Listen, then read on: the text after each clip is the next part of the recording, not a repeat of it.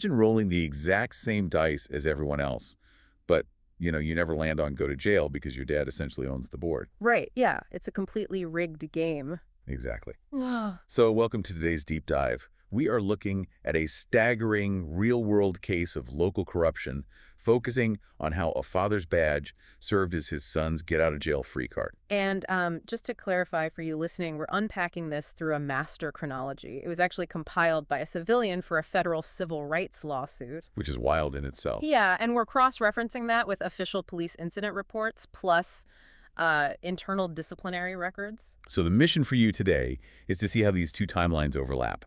On one side, we have a sheriff's deputy's administrative abuses, and on the other, his son's, well, miraculously lenient criminal record. It's quite the coincidence. Right. Let's jump right into the catalyst here. July 30, 2016, a place called Jake's Fireworks. So a guy named Joshua Collins calls the police. He claims he was robbed at gunpoint of $200 while opening up the store. But investigators show up and, immediately spot some massive red flags. Oh, instantly. I mean, they find a demand note left at the scene, but, and you can't make this up, it's written on Joshua's own yellow tablet paper.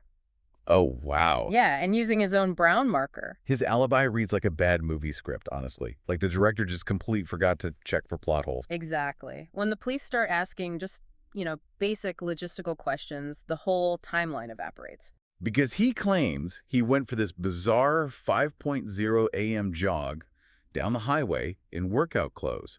And oh, by the way, had a very convenient 30-minute chat downtown with his dad the night before. Right, it just doesn't add up. So the contradictions pile up so fast that Joshua is arrested right there.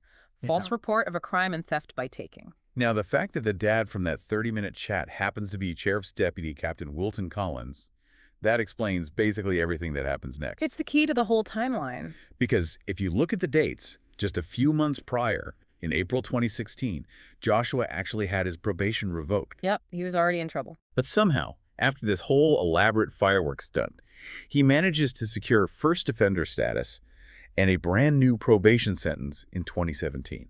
Which is incredible. Wait, hold on though, because I'm looking at his rap sheet from 2010, and it shows prior forgery convictions. Right, yeah.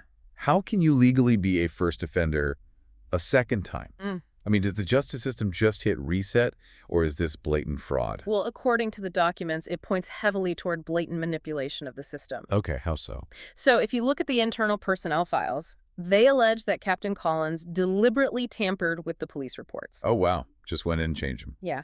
He purposefully deflated the fireworks theft total down to exactly $485. Ah, okay. Because in a lot of jurisdictions, $500 is the magic threshold for a felony charge, right? Spot on. By shaving those numbers down, he kept the charge as a misdemeanor. So it allowed the system to essentially gloss over the prior convictions. Exactly.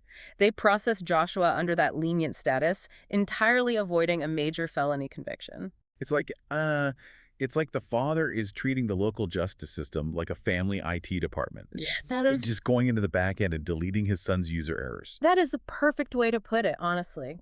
And when you lay their timelines side by side, it's this fascinating, really disturbing parallel. Because while Joshua's criminal activities were escalating, his dad's career was tanking. Right. Captain Wilton Collins' own career was cratering. Just a year prior, so in 2015, Wilton was formally stripped of his command over an explosive ordnance unit.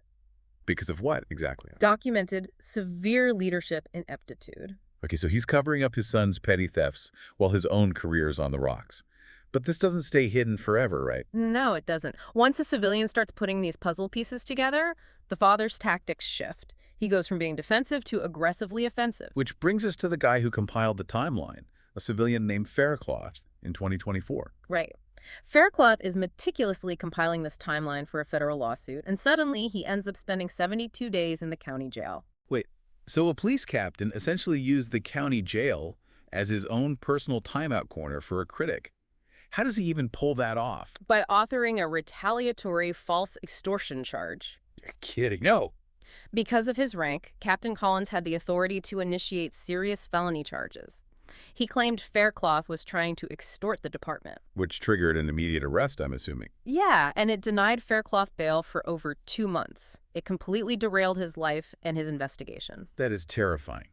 to just manifest a charge to silence someone who's tracking your paper trail. It really is. But it eventually falls apart. Faircloth is finally released. Okay, good. And just 1 month after that release, Captain Wilton Collins abruptly retires from the sheriff's office. Wow, convenient timing. And right around that same time, doesn't Joshua mysteriously acquire over $500,000 in real estate? Yep. Despite records showing he was basically insolvent just a few years prior. It's just a clear picture of how a badge can be weaponized. Not just to buffer a family member from the law, but, to actively crush anyone who notices the pattern. Absolutely. These intertwined careers showcase the terrifying reality of systemic protection. It really proves that sometimes the board game really is rigged from the start. Sadly is. Which leaves you with a final question to ponder today. We know what happened because this timeline was exposed. But if a wrong civilian hadn't meticulously compiled this exact timeline for a federal lawsuit, how long would this father-son operation have continued completely unchecked in the shadows?